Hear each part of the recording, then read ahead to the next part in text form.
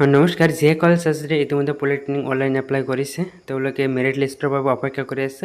তো তেওঁলোকৰ বাবে এই ভিডিঅ'টো খুব এটা ইম্পৰ্টেণ্ট ভিডিঅ' হ'ব, কাৰণ ৰি আপলোডৰ প্ৰচেছটো আহি গৈছে।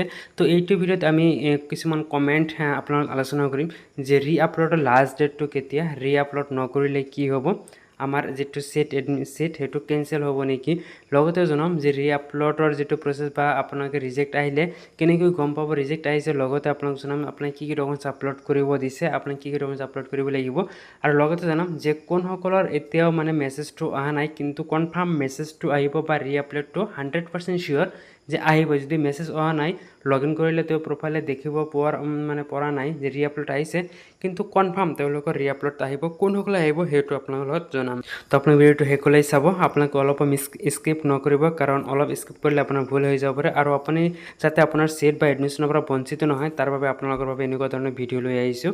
তো ভিডিঅ'টো আপোনাক কি কৰিব, লাইক কৰিব, চেনেলটো নতুনকৈ আহিলে আপোনাক ছাবস্ক্ৰাইব কৰিব। বহুতে ভিডিঅ'টো চাই কিন্তু চেনেলটো ছাবস্ক্ৰাইব নকৰে, তো মই আপোনালোকক ৰিকুৱেষ্ট কৰিম আপোনালোকে চেনেলটো ছাবস্ক্ৰাইব কৰিব। তো প্ৰথমতে কোৱা হৈছে যে কোনসকলৰ ইয়াতে ৰি আপলোড প্ৰচেছটো আহিছে। ইয়াতে চাওক, মই আপোনালোকক ক্লিয়াৰ কৰি দিব বিচাৰিছোঁ যিসকলে ডকুমেণ্ট ভুলকৈ আপলোড কৰিছে। ধৰি লোৱা হ'ল যে আপোনাৰ ফটোৰ ঠাইত ছিগনেচাৰ হৈ গৈছে, তেনেহ'লে এইটো আহি যাব। যদি মেট্ৰিকৰ মাৰ্কশ্বিটৰ ছাইট মেট্ৰিকৰ হায়াৰ ছেকেণ্ডেৰী চাৰ্টিফিকেট দিছে বা মাৰ্কশ্বিট দিছে বা মেট্ৰিকৰ চাৰ্টিফিকেট যিটো ইয়াতে লিখা আছে, আচলতে চাৰ্টিফিকেটটো নহয়, বহুতে কি কৰিছে চাৰ্টিফিকেট আপলোড কৰিছে, চাৰ্টিফিকেটটো নহয় মাৰ্কশ্বিট। যদি এনেকুৱা আপোনাৰ ভুল হৈছে, আচলতে য'ত মানে যিটো দিব লাগে সেইটো আপলোড কৰা নাই, আপুনি বেলেগ এটা আপলোড কৰি দিছে, সেই ক্ষেত্ৰত কি হ'ব, আপোনাৰ যিটো ৰি আপলোড সেইটো আপোনাৰ চিয়'ৰ এটা আহি যাবই। সেইটো যিটো ৰি আপলোডৰ বহুতৰ হৈ গৈছে, কাৰণ ফেকাল্টিবোৰে পলিটেকনিক ফেকাল্টিবোৰে এইটো ভেৰিফাই কৰি আছে, এটা এটাকৈ ভেৰিফাই কৰি আছে। চাওক, এটা ডকুমেণ্টছ এটা এটাকৈ তেওঁলোকে ভেৰিফাই কৰে। যেতিয়া ডকুমেণ্টছবোৰ মিষ্টেককৈ ওলায় তেতিয়া তেওঁলোকে এইটো হোল্ড কৰি ৰাখি দিয়ে বা ৰিজেক্ট অপশ্যনত লৈ যায়, আৰু এইটো আপোনাৰ অট'মেটিকলি মেইল আহিব। যদি আপোনাৰ মেইল নাহে, তথাপি আপোনালোকক কৈছিলোঁ মই, আপোনালোকে অনলাইনত চেক কৰিব, লগ ইন কৰিব, আপোনালোকে তাত দেখিব পাৰিব। যিসকলে চাওক এনেকুৱা মিষ্টেক কৰিছে, হয়তো আপোনাৰ ফটোৰ ঠাইত ছিগনেচাৰ, নহ'লে আপুনি মেট্ৰিকৰ মাৰ্কশ্বিটৰ ছাইট, হায়াৰ ছেকেণ্ডেৰী মাৰ্কশ্বিট, আপুনি ইনকামৰ ছাইট, হয়তো ৰেচন কাৰ্ড, নহ'লে বেলেগ কিবা আপলোড দিছে, নহ'লে পিটিভিত আপোনালোকে আপলোড কৰি দিছে। এনেকুৱা কিন্তু বহুতৰ হৈ গৈছে। কিছুমান হৈ গৈছে যে PRCৰ ঠাইত হয়তো আধাৰ কাৰ্ড আপলোড কৰি দিছে। এনেকুৱা যদি আপোনাৰ সমস্যা হৈছে বা এনেকুৱা যদি আপুনি আপলোড কৰিছে, তেনেহ'লে আপোনালোকৰ চিয়'ৰ 100% চিয়'ৰ আপোনাৰ যিটো ৰি আপলোড সেইটো আহিবই, চিয়'ৰ আহিব। যদি অহা নাই, আপোনালোকৰ আহি যাব। তো আপোনালোকক নেক্সট আপোনালোকক জনাম যে কেনেকৈ আপোনালোকে গম পাব যে আপোনাৰ কি কি ডকুমেণ্টছ ৰি আপলোড কৰিব দিছে। তো আপোনালোকে ইয়াতে কিছুমান আমি স্ক্ৰীনশ্বট আপোনালোকক দেখুৱাই আছোঁ। ডাইৰেক্টলি লিখা আছে ৰি আপলোড ডকুমেণ্টছ ৰিকুৱাৰ্ড, এনেকৈ কিন্তু থাকিব। যদি আপোনাৰ দুটা তিনিটা ডকুমেণ্টছ থাকে, তেনেহ'লে ইয়াতে থাকিব। প্ৰথম ইয়াতে চাওক, দিয়া আছে ID proof document yes accepted বুলি দিয়া আছে। ইয়াতে ৰি আপলোড বুলি আপোনালোকে দিছে, অৰ্থাৎ আপোনাক আকৌ সেইটো আপলোড কৰিব লাগিব, ভুলকৈ হৈছে।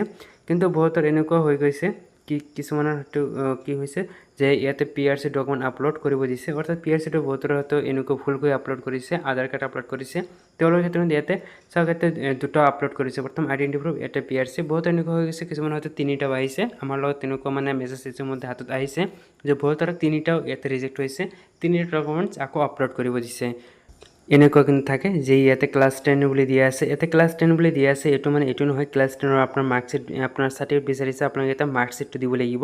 বহুতে চাৰ্টিফিকেটটো দিছে, সেইকাৰণে এনেকুৱা হৈছে, কিন্তু আপোনালোকে মাৰ্কশ্বিটটো দিব লাগিব। ৰি আপলোডত ক্লিক কৰি এইটো দিব পাৰিব। এনেকুৱা ধৰণৰ বহুত আপোনাৰ যিটো মেছেজ এইবিলাকৰ বহুতৰ আহি গৈছে। আপোনালোকে নিজৰ যিটো প্ৰফাইল সেইটো আপোনালোকে চেক কৰিব। এতিয়া আপোনালোকক জনাম যে লাষ্ট ডেট, অৰ্থাৎ ৰি আপলোডৰ লাষ্ট ডেটটো কেতিয়া। আপোনাৰ যদি ৰি আপলোড আহিছে, তেতিয়া আপোনালোকে কেতিয়ালৈকে এইটো ৰি আপলোড কৰিব পাৰিব, সময়টো থাকিব।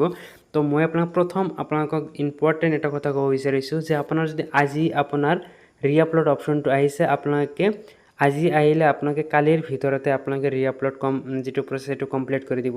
তো মই আপোনালোকে এটা ক'ব বিচাৰিছোঁ, যদি আপোনাৰ ৰাতিপুৱা মৰ্ণিং 9টা বা 10টা বা 11টা নহ'লে 12টাৰ ভিতৰত যদি আপোনাৰ ৰি আপলোড আহি গৈছে, তেনেহ'লে আপোনালোকে সেইদিনে আপলোড কৰি দিব, কাৰণ সেইদিনে আপলোড কৰি দিলে আপোনাৰ আবিলতে আপোনাৰ যিটো এপ্লিকেশ্যন আছে সেইটো আকৌ মানে ভেৰিফাই কৰি আপোনালোকে তেওঁলোকে একচেপ্ট কৰি ল'ব। আপোনালোকে এইটো পিছদিনালৈ এনে পেলাই নথ'ব। তথাপিও মই আপোনাক কৈ দিছোঁ যে লাষ্ট ডেটটো কেতিয়া।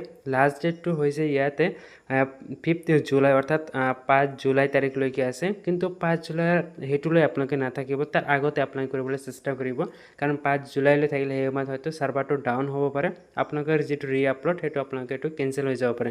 তো আপোনাক মই ইয়াতে ৰিকুৱেষ্ট কৰিম, আপোনালোকে 4 জুলাইৰ ভিতৰতে আপোনালোকে আপলোড কৰি দিব, যিসকলে আপলোড কৰা নাই।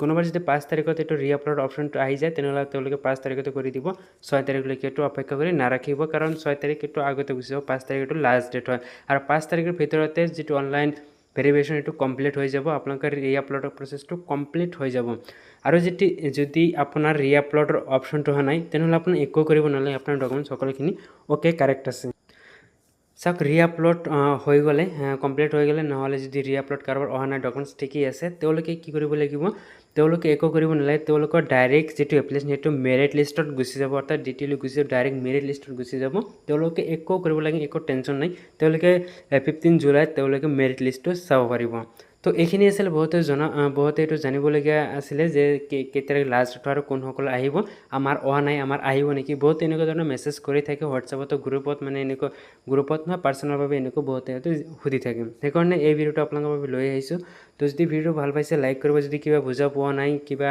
বুজা টান হৈ গৈছে ৰিআপলোড কৰিব পৰা নাই আমাৰ লগত কণ্টেক্ট কৰিব পাৰে নিশ্চয় আপোনাক হেল্প কৰা হ'ব তো চেনেলটো নতুনকৈ ছাবস্ক্ৰাইব কৰি বেল আইকনটো প্ৰেছ কৰি দিব পৰৱৰ্তী ভিডিঅ'ৰ ন'টিফিকেশ্যনবোৰ সকলোতকৈ আগত পোৱাৰ